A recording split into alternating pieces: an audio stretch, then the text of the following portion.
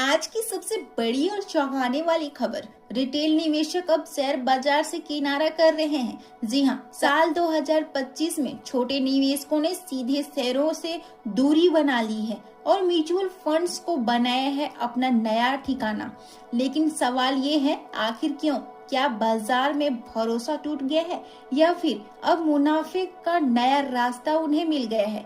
आइए पूरी कहानी समझते हैं इस वीडियो में। 2025 में अब तक रिटेल निवेशकों का नेट इनफ्लो यानी जीरो था। 1.1 लाख करोड़ रुपए यानी पूरे 90% की गिरावट। समझ लीजिए, जहां पहले जेब से नोटों की बारिश होती थी, अब बस फुहारे ही रह गई है। और ये ही नहीं, रिटेल निवेशक 9 महीनों में से 5 महीनों में नेट सेलर्स यानी बिकवाली बन चुके हैं।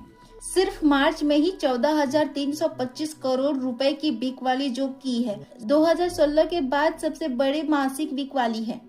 अप्रैल से जून के बीच 10,555 करोड़ रुपए की सेलिंग की है और सितंबर में भी फिर से बेचने का सिलसिला जारी है। आखिर क्यों घट गया निवेशकों का भरोसा? दरअसल मार्केट में सीधे निवेश करना आसान काम नहीं है।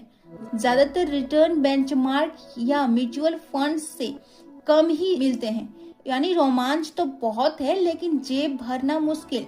ऊपर से थेमेटिकल स्टॉक का झटका।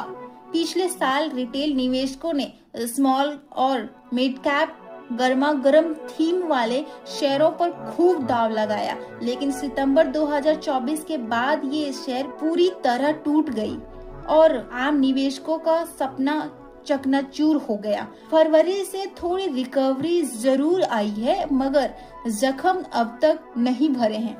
लेकिन अब तस्वीर बदल रही है। रिटेल निवेशक अब पहले से ज्यादा स्मार्ट हो गए हैं। जहां पहले गिरावट आते ही घबराकर बाहर निकल जाते थे, वहीं अब वे डीप पर खरीदारी और रैली में मुनाफा बुकिंग करने लगे हैं। यानी खेल का अंदाज बदल चुका है और ये बदलाव बड़े खिलाड़ियों की रणनीति जैसा दिखता है।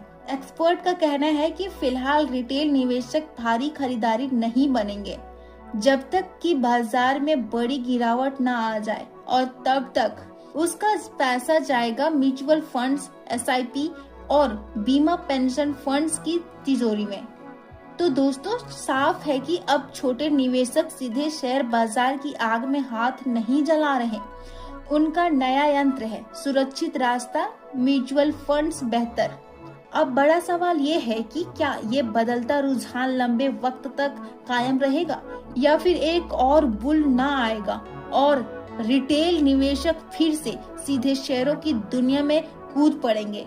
आपको क्या लगता है, सीधे शेयरों में पैसा लगाना समझदारी है या म्यूचुअल फंड्स ही सही रास्ता है?